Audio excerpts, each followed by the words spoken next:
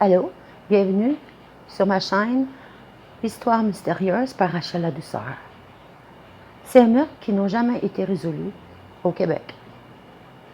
La police de Montréal conserve plus de 600 dossiers d'affaires classés des crimes crapuleux, sexuels, passionnels, des règlements de compte, des délits de fuite.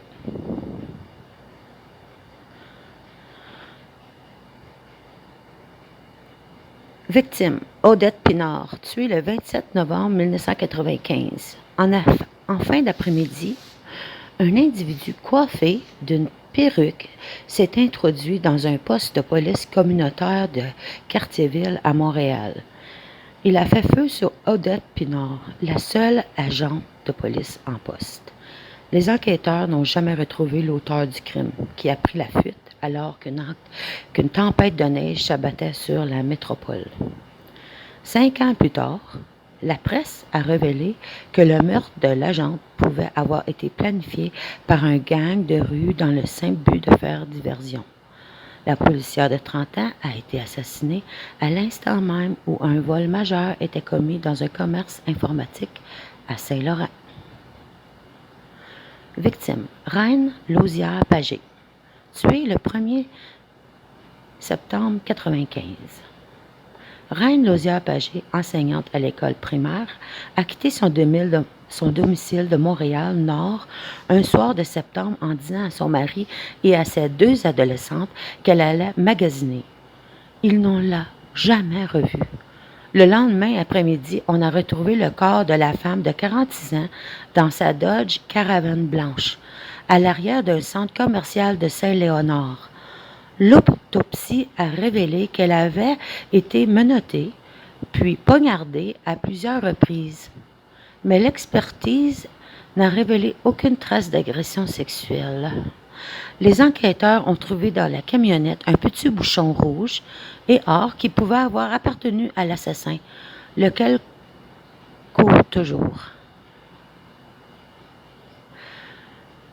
Victime, Salvatore et Paolo Gervasi. Tué le 20 avril 2000 et Paolo le 19 janvier 2004, les Gervasi, père et fils, n'avaient pas seulement le même nom et le même sang, ils ont connu la même fin, abattus par balle. Le premier mouru fut le fils de 31 ans, Salvatore Gervasi. En avril 2000, a été exécuté d'une balle dans la tête lors d'un rendez-vous dans un lave-auto. Après quoi, les assassins ont mis son corps dans le coffre de sa voiture qu'ils ont laissé en face du domicile des Gervasi, dans le quartier Saint-Léonard.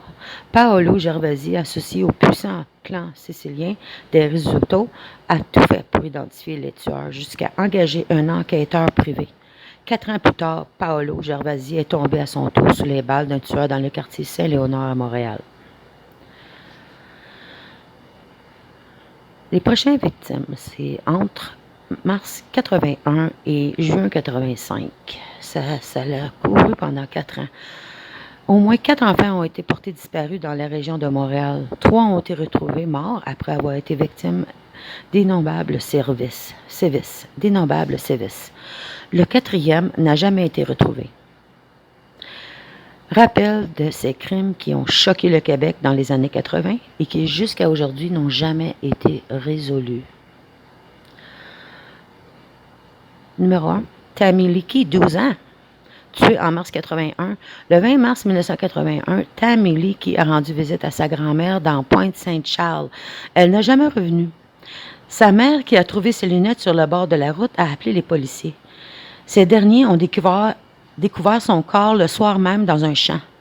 Elle avait été violée, battue et étranglée. Victime, Wilton Lubin, 12 ans, tué en novembre 1984. Le 1er novembre 1984, Wilton Lubin, 12 ans, et son ami Sébastien Métivier, 8 ans, ont été kidnappés dans le quartier Hochelaga, Maisonneuve. Le corps du jeune Wilton a été repêché 1 mois plus tard dans le fleuve Saint-Laurent. L'enfant d'origine haïtienne avait été étranglé, puis égorgé. Le petit Sébastien, lui, n'a jamais été retrouvé. En 93, le principal suspect dans ces affaires, un homme de 44 ans, au lot passé judiciaire, s'est suicidé avant de subir le test de polygraphe, emportant peut-être avec lui la clé de l'enquête. Maurice Vien, 4 ans, tué en novembre 1984. Un autre enfant a disparu le 1er novembre 1984. Le petit Maurice Vien du quartier Centre-Sud de Montréal. Le bambin de 4 ans a été kidnappé près du domicile de ses parents, rue d'Orion. Son corps a été retrouvé 5 jours plus tard dans une maison abandonnée de Saint-Antoine sur le Richelieu, en Montérégie. L'enfant avait été sodomisé et violemment battu. Denis Roux Bergevin, 5 ans, tué en juin 85. À l'heure du midi, Denis Roux Bergevin a disparu de sa maison dans le quartier Côte-Saint-Paul, à Montréal. Son corps a été retrouvé 3 jours plus tard dans un sous-bois de Brossard, sur la rive sud de Montréal.